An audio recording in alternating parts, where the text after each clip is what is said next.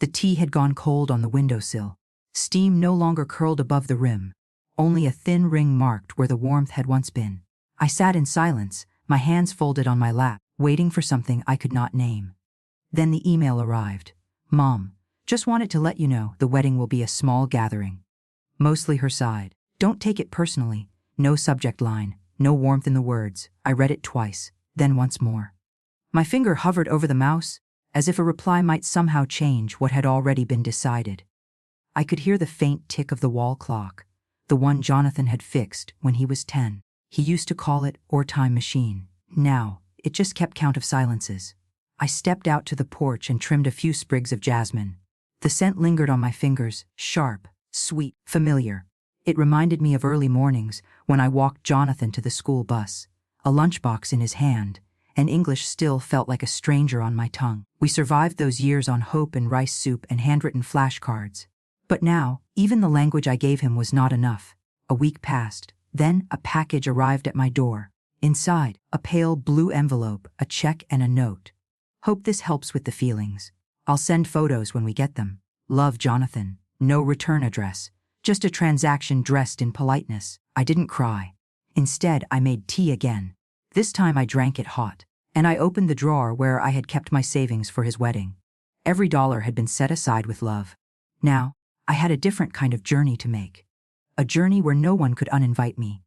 One where I would write myself back into the world. One postcard at a time. I placed a blank card on the table, took a deep breath, and began to draw the sea I had not yet seen. The question wasn't whether I had been forgotten. The question was, what would I choose to remember? The morning sun filtered through the sheer curtains, casting faint patterns on the wooden floor. I moved slowly through the house, slippers whispering against the boards. The air was still, heavy with the scent of last night's jasmine tea. In the corner of the kitchen sat my old tea kettle, its copper dulled by time. It was a gift from my husband on our first Christmas together in America. He had saved for months, skipping lunches, trading extra shifts. I remembered the way he had wrapped it, in newspaper, not knowing what Americans used for gifts. Back then, we didn't have much. But what we had was ours. I boiled water again this morning, out of habit more than thirst. The whistle was softer now. Even the sound seemed to know how to grow old. I reached for a tin box on the top shelf. Inside were letters, hundreds of them, each written in my hand, addressed to students I had taught over the years. Notes of encouragement, birthday wishes, small poems scribbled in the margins. Some had replied. Most didn't. Still, I kept writing, because words had carried me through a land where I once couldn't speak. And I believed, still believe, that even the quietest voices deserve to be heard. In the living room, a low bookshelf leaned gently against the wall. On it sat a faded photo of Jonathan in his kindergarten uniform, holding a bouquet of paper flowers. His handwriting on the back, "To Mommy, the best teacher in the world." I touched the frame, tracing the edge with my thumb. The glass was cool, and my reflection in it unfamiliar. That version of him still lived in me, but time has a way of stealing people gently, until the only version left is the one they want to remember. I turned toward the dining table. It was set for one. Always one. The second chair, once my husband's, had long remained empty, not out of grief anymore, but out of habit. Grief turns into silence, and silence turns into furniture. I sat with my tea, watched the steam rise and disappear. No radio, no voices. Just the quiet thud of a neighbor's screen door and the hum of the refrigerator. I used to be surrounded by voices. Children calling out my name, Jonathan's stories spilling over dinner, my husband humming old songs from Vietnam. Now, even my own thoughts spoke softly, as if not to disturb the quiet. I looked outside, past the trellis of flowering succulents, past the street, into the hush of the day. A quiet life is not a sad one. But some days, the stillness feels like being forgotten, and in those moments, you wonder if your voice still matters. Jonathan used to call every Sunday. Just after lunch, never too long, 12, maybe 15 minutes. He'd ask about my garden, about the neighborhood, sometimes about old recipes he remembered. But lately, the calls had thinned like autumn leaves. From every Sunday to every other week, then only texts. "Busy day, Mom. We'll call soon." Sometimes, he would forget altogether. And I learned to pretend I hadn't noticed. I left the phone on the table anyway. Beside it sat a notebook filled with grocery lists I no longer needed. I still bought food for two, Some part of me always imagined a guest might arrive. Or perhaps, the past could return through the door, just for tea. Last spring, he came by. Jonathan. He brought Alyssa with him. She wore soft beige and carried a scent I couldn't name. Clean, expensive, distant. They stayed for exactly 47 minutes. She looked around the house like it was a museum of something unfamiliar. "This place feels very preserved," she said, gently, as if commenting on something fragile. Jonathan chuckled. "Mom's always been good at keeping things the same." I smiled. But inside, something shifted. That evening, I noticed the cushion on Jonathan's childhood chair had been turned over, hiding the faded side. A subtle erasure. Later that week, I found my wedding photo moved from the mantel to a drawer. No one said anything. But when I opened the drawer, it was there, face down. The glass cracked at one corner. I wrapped it in an old scarf and tucked it beneath my sweaters. Some memories need shelter, even inside your own home. The next visit, they brought takeout. "Alyssa didn't like the smell of fish sauce in my cooking," Jonathan said.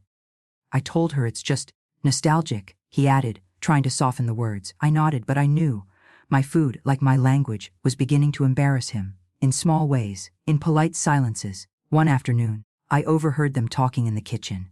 "She tries," Alyssa whispered, "but I just don't want the wedding to feel out of place." Their voices were low, but I heard everything. They didn't know I was on the porch, trimming the jasmine. Or maybe they did, and hoped I wouldn't understand. But I understood more in those silences than in any of their carefully chosen words. It's a strange ache, being edited out of your own family, not erased at once, but crossed out, gently word by word. The email came on a Thursday. No greeting. No, "Dear Mom." Just a sentence, plain and neat. "Mom, just wanted to let you know the wedding will be a small gathering." Mostly her side. "Don't take it personally." I read it twice, then again.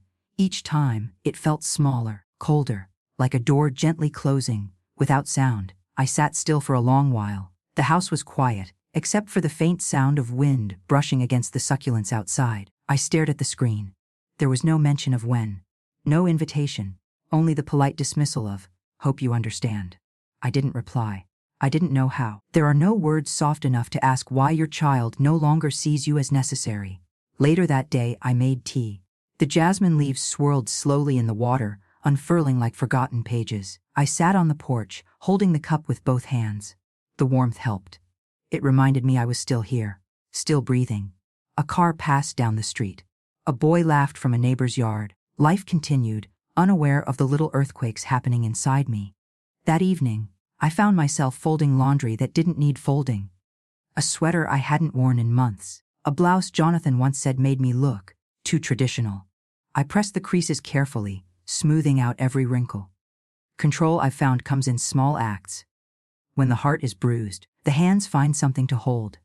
I wrote no letters that night. The pen felt too heavy. Instead, I opened my box of old postcards, ones I had bought years ago but never sent. Painted skylines, desert roads, train tracks curving into mist.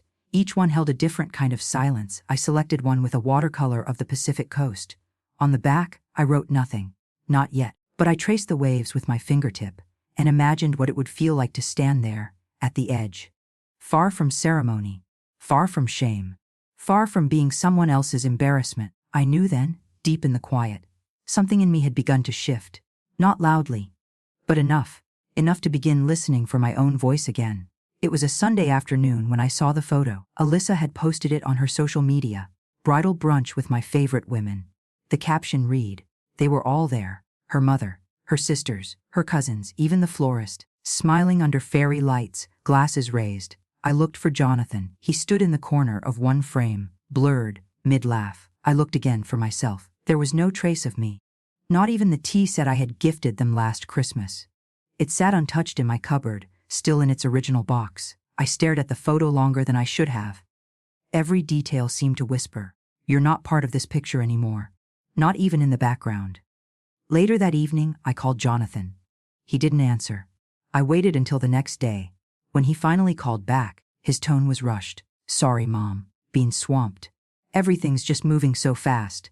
I asked gently, "How was the brunch?" A pause, then a soft laugh. "Oh, you saw that." "Yeah, it was Alyssa's idea. She wanted it intimate, you know." I nodded, though he couldn't see me, Words formed at the edge of my mouth, then drifted away. There's no graceful way to ask your child why you've become invisible. That week, I walked to the Vietnamese grocery on Broadway. The cashier, an old student's mother, greeted me with a smile. "We saw the news," she said. "Your son is marrying a lovely girl, yes. Will there be a celebration here?" I froze.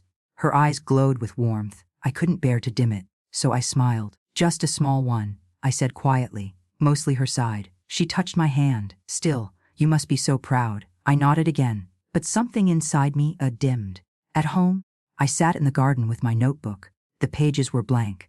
The jasmine bush beside me bloomed early this year, but even its scent couldn't reach where I had begun to go, into a space between presence and absence, somewhere in between being remembered and politely excluded. And the quiet grew louder. A few days later, I received a forwarded email from a distant cousin. Family update. The subject read. Inside were scanned invitations, photos, and a message from Alyssa's parents. "We are thrilled to welcome Jonathan into our family. Thank you to everyone who has supported our journey." Their names were there. The bridal party, the minister, the sponsors, a long list of acknowledgments. But not mine. No mention of the mother of the groom, not even a passing thank you. I read the message again, slower this time, as if maybe I'd missed myself. But no, I wasn't there. Just left out, softly, quietly, like a book falling off a shelf no one bothers to pick up. I sat back in my chair. The room felt smaller. I looked around. The tea cabinet, the sewing basket, the wall calendar from the Buddhist temple. So many things that had once mattered, now just echoes. That night, I made khao eng for dinner. Simple rice porridge with ginger and a pinch of salt. Jonathan used to ask for it every time he had a cold. I remembered feeding him by the spoonful, wiping his nose, singing lullabies from home. He doesn't remember those things now. Or maybe he chooses not to. There's a difference. The next morning, I walked past the guest room. The bedding was folded, the closet untouched. No one had slept there in over a year. I opened the drawer beside the bed. Inside were old birthday cards from Jonathan, crayon drawings, shaky letters spelling, "Mommy." I touched the edges, paper soft from age. I wanted to believe he still meant those words. That somewhere beneath the polished suits and polished life, my son still remembered the woman who raised him. But memories can be rewritten, or worse, left blank. Later, while sweeping the front porch, I noticed the nameplate by the mailbox. The Tran family, it read, in neat black lettering. But something about it felt untrue now. Not because of the name, but because I no longer felt like a family. Not the kind that gets named in speeches or saved in photographs. A family should be something more than a name etched in metal. It should be a space you are still welcome to enter. Without knocking, without shrinking. And I was beginning to shrink. From my kitchen window, I could see the driveway across the street. Cars lined both sides. Voices floated through the warm afternoon. Laughter, the clink of glasses, a playlist of soft jazz and acoustic covers. A family gathering. I hadn't known one was planned. But there they were. Jonathan, Alyssa, her parents, and several faces I barely recognized from photos. Cecilia Tran, not invited. I stood behind the curtain, out of sight. Not hiding, just observing. Alyssa emerged with a tray of drinks, her dress light blue, pressed smooth. Jonathan followed, holding a bouquet, probably for someone's anniversary. He smiled in that way he did when he wanted to be liked. I watched them arrange chairs in the backyard. 7 seats. None for me.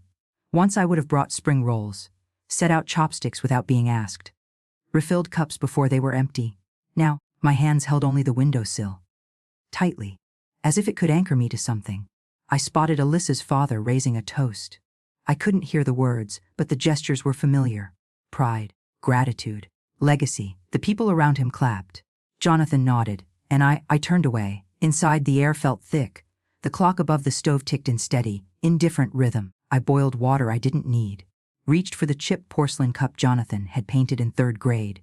Sunflowers and stars in uneven strokes. I poured the tea, let it sit untouched. A photograph on the fridge caught my eye. Jonathan as a child hugging a stuffed bear. He had drawn a speech bubble. "I love you, Mommy." I kept it there for years.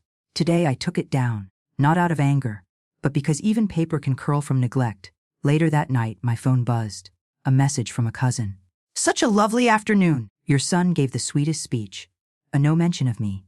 I set the phone face down, walked out to the porch. The jasmine had bloomed again. Even in absence, it returned. I sat there for a long while, no tears. Just a stillness I hadn't earned, but somehow inherited. That evening I wrote one line in my notebook. Some losses are not loud. I paused, then added, but they are still losses. And if your place at the table disappears, one quiet inch at a time, would you fight for it? Or would you build a new table? The envelope arrived 3 days after the brunch. No return address. Just my name, handwritten in Jonathan's script, rounded letters, carefully spaced, the way I taught him. Inside a check, folded once. Crisp, no letterhead, no explanation, just a note, clipped to it with a gold paperclip. Mom, I know this whole thing feels complicated. Hope this helps with the feelings. I'll send photos when we get them. Love, Jonathan. I sat at the kitchen table, the paper in my hand trembling, not from age, but from something deeper. Hope this helps with the feelings, as if grief could be padded, as if being forgotten could be softened by a sum of money. I didn't cry. I read it again, slower. The check was for $5,000, more than I needed, less than I had saved. I placed it on the table and stared at it while the kettle hummed behind me. The steam curled upward, faded. I remembered when Jonathan was small and the school trip fee was too much for us. I pawned my necklace. He never knew. I remembered sewing his Halloween costumes by hand. Batman one year, a jellyfish the next. He called me Supermom with pride. Now I was someone to compensate, someone to help with the feelings. The porcelain teacup rattled slightly as I set it down. I picked up the check again and turned it over. Blank. No note on the back, no handwriting, just printed numbers on polished paper. I thought about depositing it. I really did. It would have covered utilities for months. Maybe even part of the new roof I'd been putting off. But every time I imagined walking into the bank, something inside me recoiled. Not because I didn't need help, but because I knew the difference between help and hush. I folded the check carefully, returned it to the envelope, and tucked it in the drawer beneath the stove. It sat there, beside the old receipts for textbooks, a faded recipe card, and a warranty for a rice cooker I no longer owned. That's where it belonged, among things that once meant something, but now only reminded me what was lost.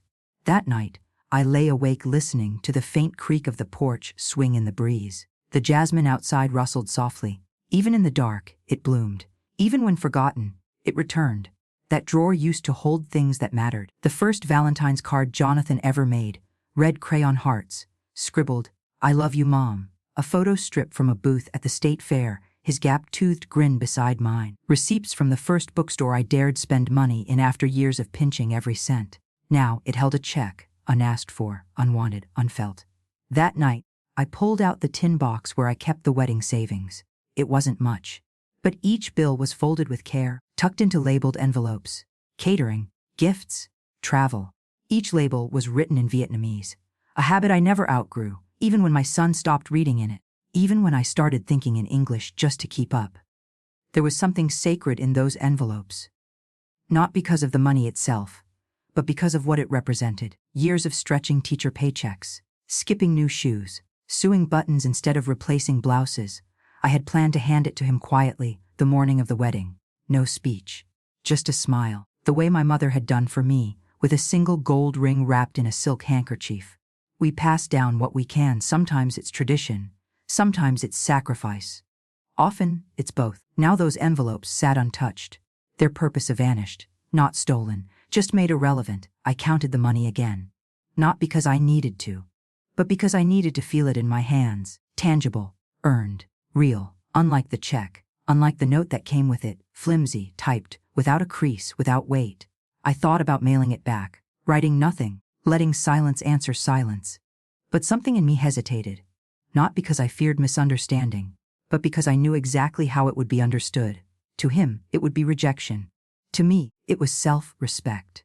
That night, I made jasmine tea and sat beside the open window. The wind carried in the faint smell of rain. I thought of all the things I had once planned to do with that money. Then I thought of all the things I no longer needed permission for. The envelopes would not go to waste. But they would not go to a wedding where my name was not welcome. I closed the lid, and with it, the chapter I had written for a future that no longer belonged to me. I didn't reply to Jonathan. Not the day the check came. Not the week after. Not even when he sent a follow-up message. "Mom, did you get it?" Just wanted to make sure it didn't get lost. Alyssa says hi. I read the message, then placed the phone screen down on the windowsill. A gust of wind fluttered the lace curtain beside me. Outside, the garden swayed. The succulents along the porch had begun to bloom in small, defiant ways. No one told them it was time. They simply did. That evening, I sat at the dining table and laid out the train schedules I had printed years ago. Coast Starlight. It ran from Seattle to Los Angeles, hugging the spine of the Pacific. I dreamed of it once, long ago. Before the mortgage. Before parent-teacher conferences. Before grief made everything smaller. I unfolded the map slowly. Traced the stops with my finger. Santa Barbara, San Luis Obispo, Monterey. Names that sounded like freedom. Places I'd only ever passed on postcards, or in travel ads left in library stacks. I opened a new notebook. Its pages were stiff, unbent. On the first line, I wrote, Mother was here. No flourish, no apology. Just presence. Then I folded the wedding fund envelopes into my purse. Not for a gift, but for the ticket. For the rooms I would rent with ocean views. For sketchbooks and postage stamps and warm bowls of chowder by a window. No one needed to approve. Not Jonathan. Not Alyssa. Not even the version of me that had waited too long for permission. I would go quietly. Without announcement, like autumn leaves taking flight without fanfare. That night, I packed a small bag, a scarf, a pen, the tin box. I placed my mother's gold ring inside. It caught the light just once before I closed the lid. I didn't feel sad, just full, as if the ache had finally settled into shape.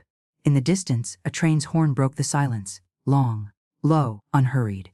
It sounded less like departure, and more like return. The platform was almost empty that morning. A pigeon hopped along the yellow line undisturbed. I clutched my ticket, printed on thin paper that bent in the breeze. The train would arrive in 7 minutes. I had packed light. Just one suitcase. A bag over my shoulder with the notebook, a small tin of pencils, and the scarf my mother left me. I wore the gold ring. Not because it matched anything, but because some things are not for display, they are for grounding. The bench beneath me was cold. I shifted slightly, careful not to wrinkle my blouse. I had ironed it the night before, out of habit. Even now, part of me wanted to be presentable. As if someone might be watching, but no one was. No Jonathan, no neighbors, not even a text from the cousin who used to call on Sundays. I was, in the purest sense, unaccompanied. I looked down the tracks. The steel shimmered in the light. A man a few seats away sipped from a paper cup. He didn't look my way, and I didn't need him to. The announcement echoed overhead. Train 11, southbound Coast Starlight, arriving in 5 minutes. I stood. My legs ached more than I remembered, but they held. The train appeared like something conjured, massive, slow, humming low. It pulled in with a breath of air and scent of hot metal. I stepped aboard without hesitation. No looking back. There was nothing left to turn toward. The carriage was half empty. I chose a window seat. The glass was slightly scratched. Good. I didn't need perfect. I needed honest. As the train pulled away, I watched the city blur. The house, my garden, the grocery on Broadway, all fell away like scenery from a dream. I reached into my bag and opened the notebook, its pages still stiff, untouched. I wrote, Sacramento fades behind me. I don't know what I'm running from. Only that I am done waiting to be remembered. The motion of the train was soft but constant, like a lullaby sung without melody. Beside me, the seat remained empty. I placed the tin box between us. Let it take up space. For the first time in years, I allowed myself to cry, not sob, not wail, just quiet tears that found their way down, warm and unsure. I wiped them with my sleeve, not ashamed. Only surprised that I still could. Outside, the Pacific shimmered in the far distance. We weren't there yet, but I knew that somewhere along this line, something had ended, and something else had begun. The train eased into Santa Barbara just before noon. The sky was a pale blue, almost translucent. The kind of light that made shadows gentle. I stepped off slowly, suitcase in one hand, the other wrapped around my shawl. The station was quiet. A few tourists lingered by the benches, checking maps and phones. No one noticed me. I didn't expect them to. The sidewalk outside was lined with jacaranda trees. Their blossoms had fallen early, painting the pavement in soft purple. I paused to watch them. So much beauty, and not a single person to share it with. I found my hotel after a short walk. A modest inn with white shutters and a bell that chimed when I opened the door. The woman at the desk smiled with rehearsed kindness. She asked if I needed help with bags. I said no. She asked if I was visiting family. I hesitated, then said, No, just passing through. My room overlooked the parking lot. Still, I opened the window. The breeze smelled of salt and lemon. I sat on the bed, hands folded, shoes still on. The silence inside was different from the one at home. Not familiar, not painful. Just hollow. I unpacked slowly, placed the tin box on the desk, beside a lamp that flickered slightly. Then I lay down without turning the covers. The ceiling fan turned above me. Its blades moved without sound. Time passed. I couldn't say how much. Eventually, I walked to the beach. The ocean stretched wide, unbothered by anything human. Waves came in, again and again, like someone returning without being asked to. I removed my shoes. Let the cold sand hug my feet. Children laughed somewhere down the shore. A couple posed for a photo, backlit by sky. I walked without destination. Past tide pools, past sun-bleached driftwood, past a gull picking at nothing. I sat on a rock and watched the horizon. It didn't move, and neither did I. I opened my notebook, wrote nothing, just held the pen. It was enough, somehow, to simply hold it, as if the page already knew what I couldn't say. The sun dipped lower. I watched until the air grew cool. Then I stood, brushed the sand from my skirt, and turned back toward town. My shadow stretched long behind me.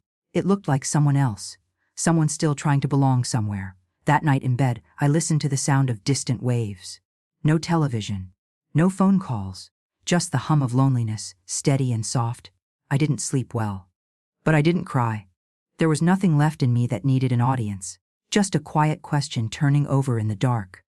If your story is no longer welcome in anyone else's house, where do you go to finish telling it? The train to San Luis Obispo arrived just before dusk. I boarded without rush, my steps steady, practiced. This was my third station in 5 days.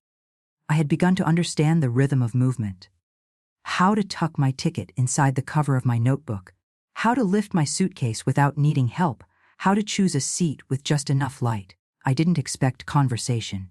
Most passengers were travelers wrapped in earbuds and glowing screens. So when the young woman slid into the seat across from me and smiled, I returned it out of politeness, nothing more. But then she tilted her head. "Excuse me," she said softly. "Is your name Cecilia Tran?" I looked up, surprised. "Yes," I replied, cautious. "I thought so. Miss Tran, Mrs. Tran, actually. You taught me ESL in 3rd grade at Thomas Edison Elementary. I'm Talia Sanchez."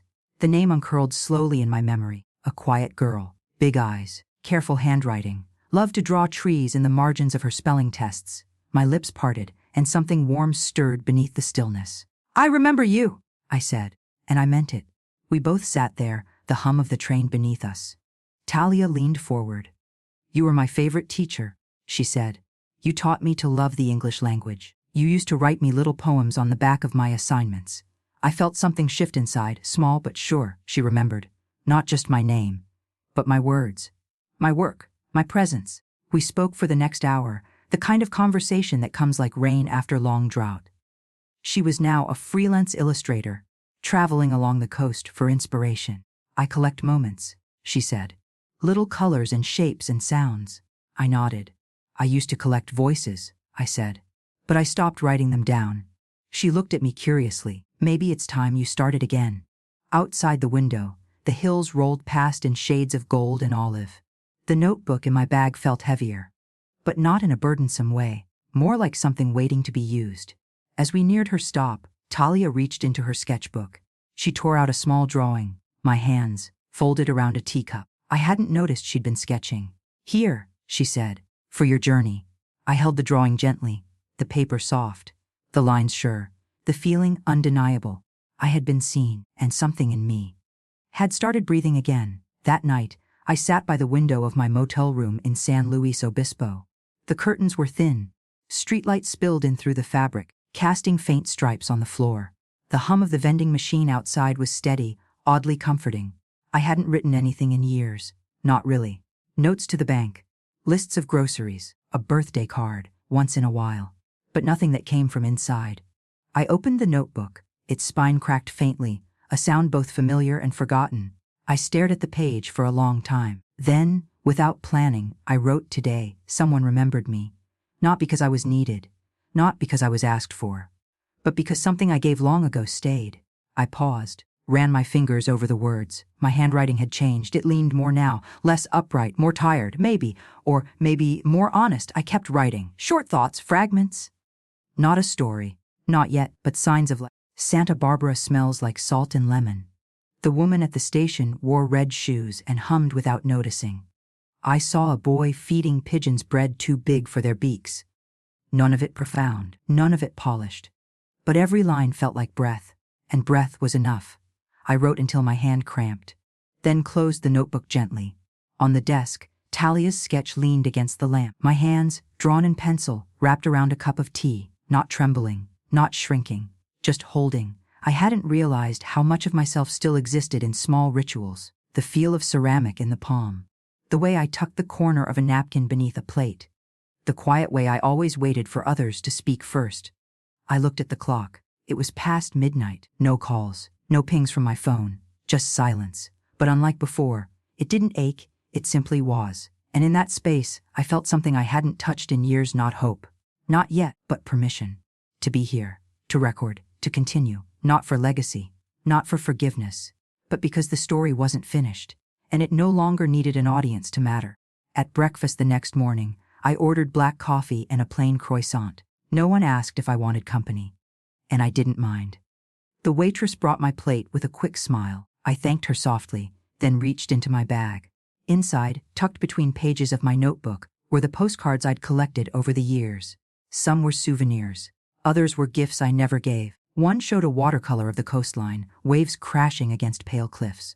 On the back I wrote, July 3rd, the air smells like salt and old wood. A woman sat 2 tables away, eating toast without butter. She looked at no one, but she smiled to herself.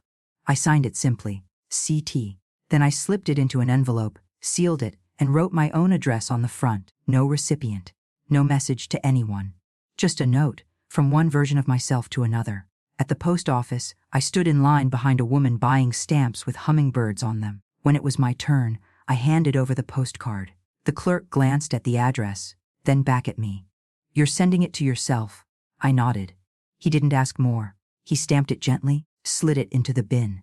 Something in my chest loosened. Outside, the morning was already warm. Children chased each other along the sidewalk, dragging stuffed animals behind them. The world didn't know I had mailed something today. But I did. I had taken a thought, a fleeting, quiet thought, and let it travel. Let it move beyond my body. Let it belong to the wind and time and ink. Back in my room, I wrote 2 more cards. One described a man sleeping in the train station with a book open on his chest. Another simply said, a mother was here. That was all. No explanations. No signatures. Just presents. I mailed those 2, all to my own address. The innkeeper raised an eyebrow when I asked for stamps again, but said nothing. By evening, I had written 5, sent 5, and in doing so I had told the world in my own quiet way, I am not waiting to be remembered. I am remembering myself, line by line, card by card, without asking for permission. In Paso Robles, I stayed at a small inn run by a woman named Lorna. She wore oversized glasses and called everyone.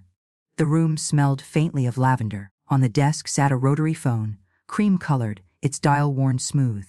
I hadn't used one in years, but something about it felt grounding.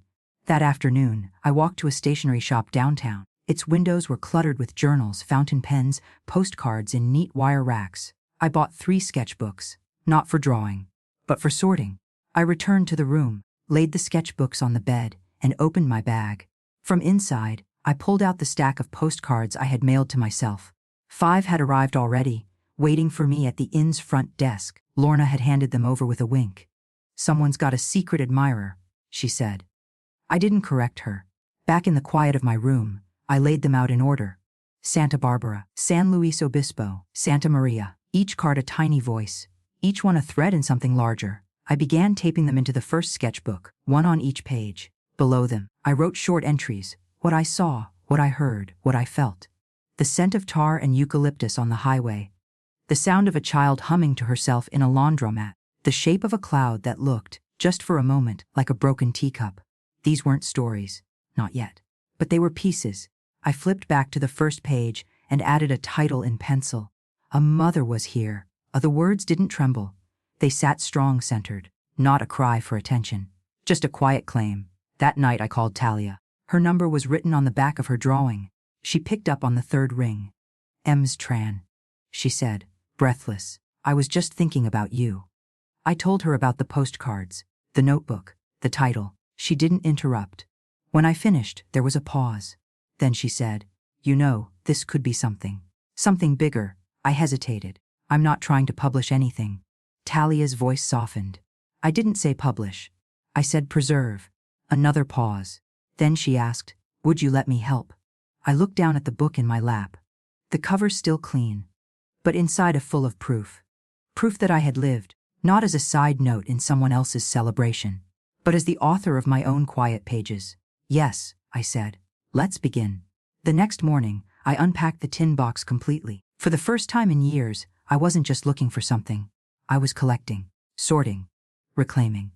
Inside were decades of small things, letters written in blue ink, the corners curled, thank you notes from students, a recipe for caramel flan written on the back of a spelling test, a folded napkin with Jonathan's second grade drawing of me stick figure, long hair, heart in the chest.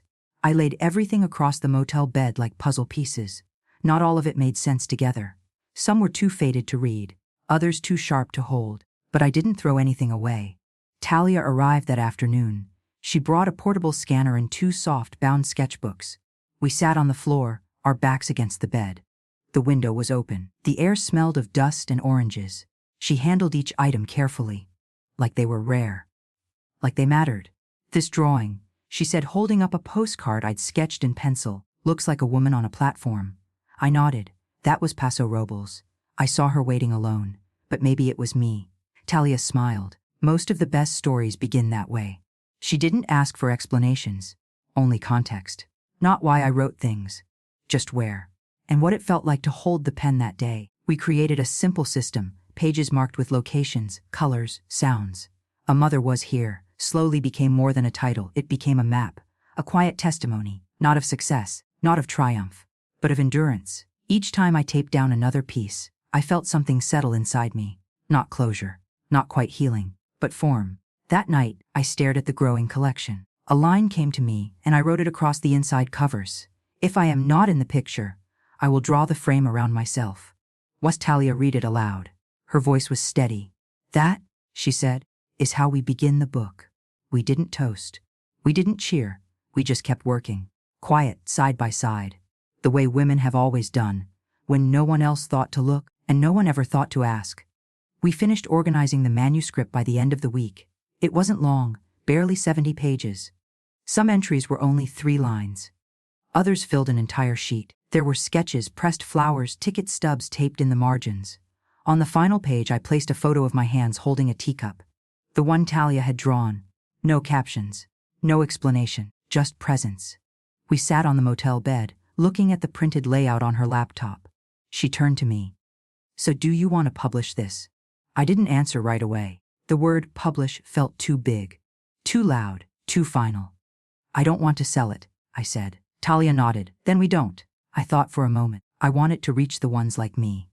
The ones who get left out of the photos." I looked at her. "No.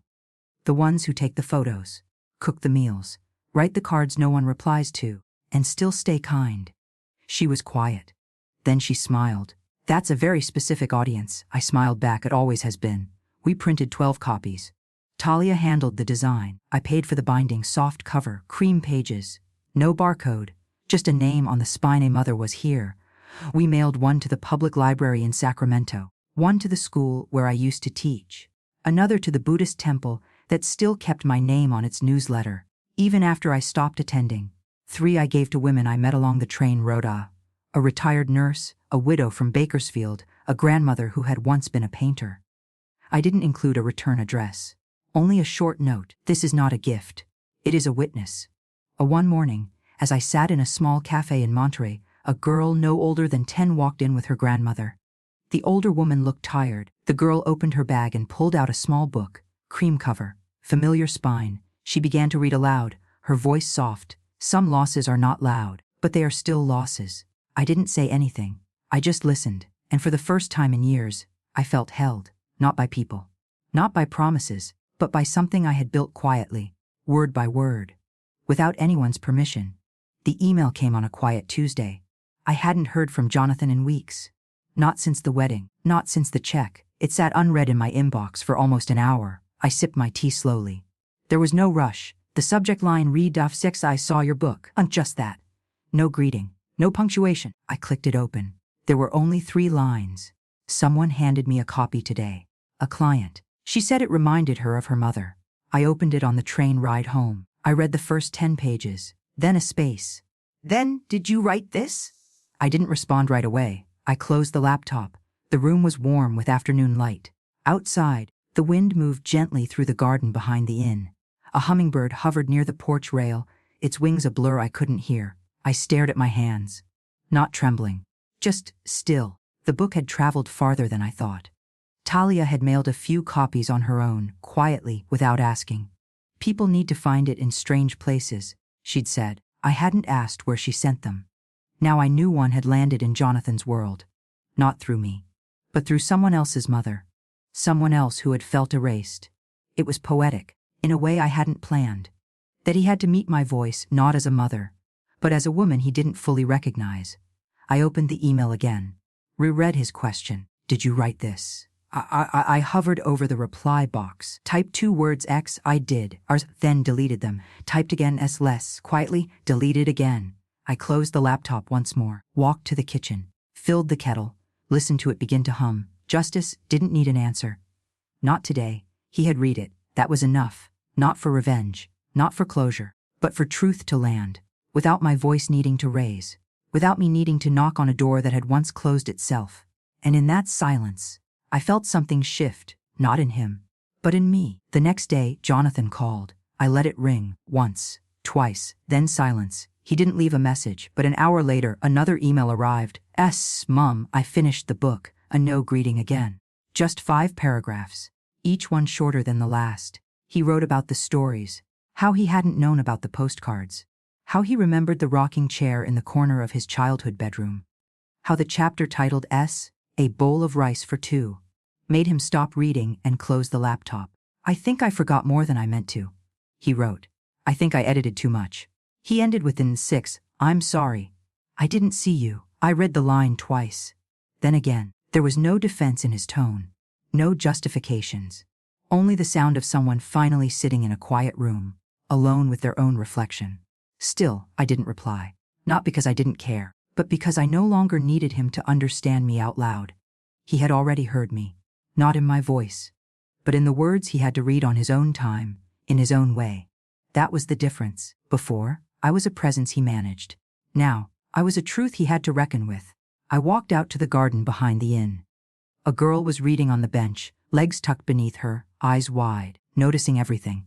I sat beside the planter boxes and pulled out my notebook. Wrote 1 sentence. Scholars, some things don't need to be answered. Just read.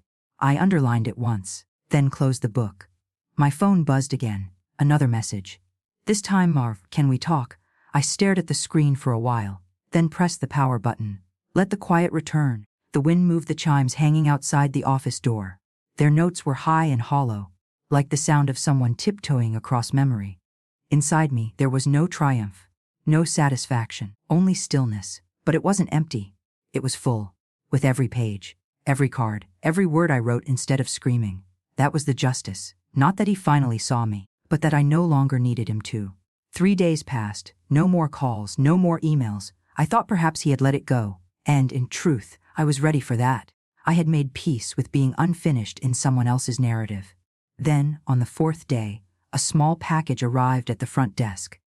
The innkeeper handed it to me with a curious look. No return address, she said. I nodded, went back to my room, closed the door, sat at the edge of the bed and opened the box carefully. Inside, wrapped in brown paper and cotton twine, was a wooden picture frame, worn, familiar. I knew it before I saw it. The wedding photo, the one that had once lived on my mantel, the one I'd found face down in a drawer, glass cracked at the corner. Now, it had been cleaned, reframed, new glass. Same photo. There we were, my husband in his navy suit, me in cream lace, holding a bouquet of marigolds and lilies, and between us, a 5-year-old Jonathan, his body crooked, his smile missing 1 tooth. I traced the edge of the frame, not with sadness, with recognition. Tucked inside the back flap was a folded piece of paper, One sentence of I think this belongs to you, not me. No name, no signature, no demand for forgiveness. Just return. I placed the photo on the desk, leaning it gently against the wall. It didn't reclaim anything, didn't restore lost time, but it was something. Not a fix, not a plea, just a gesture that said I saw what I erased. And I won't erase it again.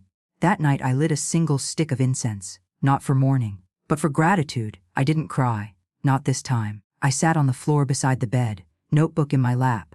Wrote one final line for the chapter. Sometimes, the apology never arrives, but the truth does. And that was enough.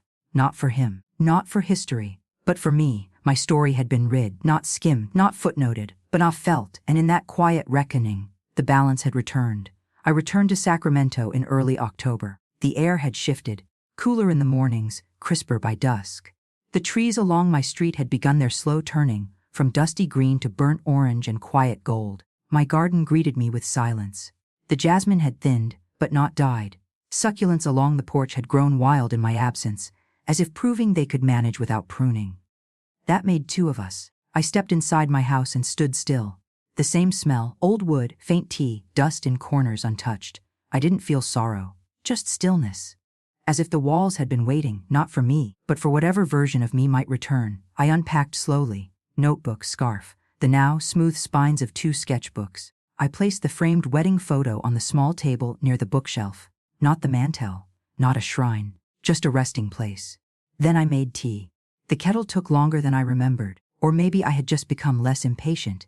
I carried my cup to the front steps and sat.